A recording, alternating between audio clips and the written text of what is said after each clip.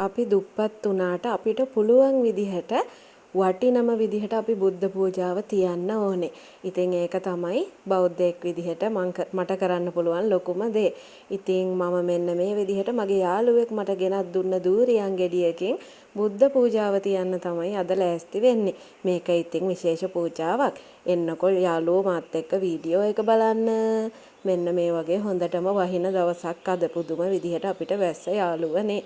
මෙන්න මේ තියෙන්නේ ඉතින් යාළුවෙක් මට ගෙනත් දුන්නු දූරියන් ගෙඩිය. පේනවනේ මේක රුපියල් 500කට තමයි එයා මාව බලන්න එනකොට ගෙනාවේ. ඉතින් ගොඩක් දුර ඉඳන් තමයි එයා ගෙනාවේ. ඒ ගෙදර ගොඩක් දූරියන් තියෙනවා. ඉතින් එක ගෙඩියක් මට ගෙනහලා තිබුණා. තව චූටි ගෙඩියක් අපේ මල්ලිට ගෙනත් තිබුණා.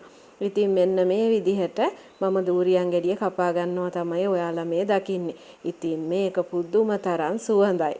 මෙන්න මේ විදිහට. හැබැයි ඉතින් ඒ ගහේ පුහුත් තියනවලු යාළුවනේ. ඒ කියන්නේ සමහර මදුළු එහෙම පුහුළු. ඉතින් ඒකත් මට යාළුවා කිව්වා. ඉතින් මෙන්න මේ විදිහට දූරියන් ගෙඩිය කපාගෙන මදුළු ටික වෙන් කරගන්න තමයි මේ ලෑස්ති වෙන්නේ. ඉතින් මේක කපා ගන්න නම් ලොකු ගේමක් දුන්න යාළුවනේ. මොකද ඉතින් කටුනේ ඔයගොල්ලෝ දන්නවනේ. ඉතින් ග්ලව් එහෙම දැම්මේ නැහැ. නිකම් ඉතින් මගේ ළඟ ඒව ඇත්තෙත් නැහැ.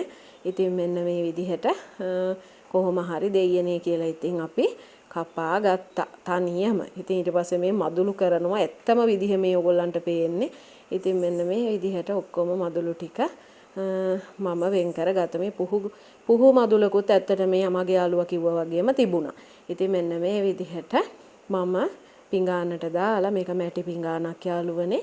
දැන් ඉතින් දවල් 11ට කලින් 10ට විතර මේ බුද්ධ පූජාව වැස්සෙම මම පූජා කරන්න යනවා තමයි ඔයාලා මේ දකින්නේ. ඉතින් අපිට පුළුවන් විදිහට අපි දන් දෙන්න ඕනි. ඉතින් පෙර දීලා තියෙන විදිහටනේ යාළුවනේ අපිට ලැබෙන්නේ නේද?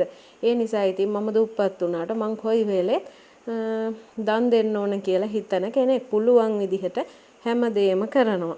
ඉතින් ඔන්න ඔය විදිහට තමයි මම බුද්ධ පූජාව බුදුහාමුදුරුවන්ට පූජා කළේ. මේ ඉතින් මගේ පුදු ගෙදර.